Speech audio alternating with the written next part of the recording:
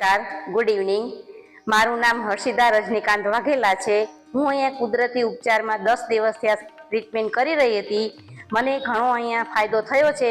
મારા સાંધાનો દુખાવો હતો, કમરનો દુખાવો હતો અને શોલ્ડરનો પણ દુખાવો હતો।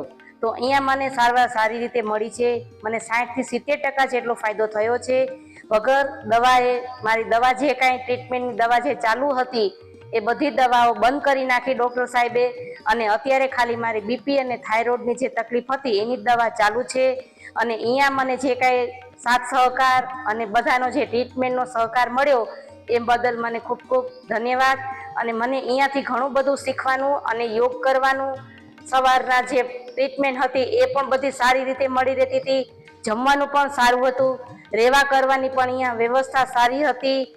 અને આ વાત મને મારા જેઠાણીએ મને કીધી એટલે અમે બંને જણા દેરાણી જેઠાણી બની મળીને અમે અહીંયા આદિપુરથી અહીંયા આવ્યા છીએ।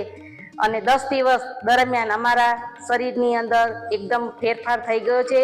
શરીર હલકું અને વજન પણ ઉતરી ગયો છે। વજન જેટલો મારો 65-67 જેવો હતો, અત્યારે મારો 65 થી 66 જેટલો વજન છે। તો વજનમાં પણ મારો ફેરફાર થઈ ગયો છે। અને શરીરની અંદર જે કાંઈ તકલીફ હતી એ બધી તકલીફમાં મને થોડો ઘણો ફાયદો થઈ ગયો છે। દવા વગર જો આ કામ થતું હોય તો આપણે દવા ખાઈને આપણા શરીરને પણ આપણે નુકસાન ન કરવું જોઈએ।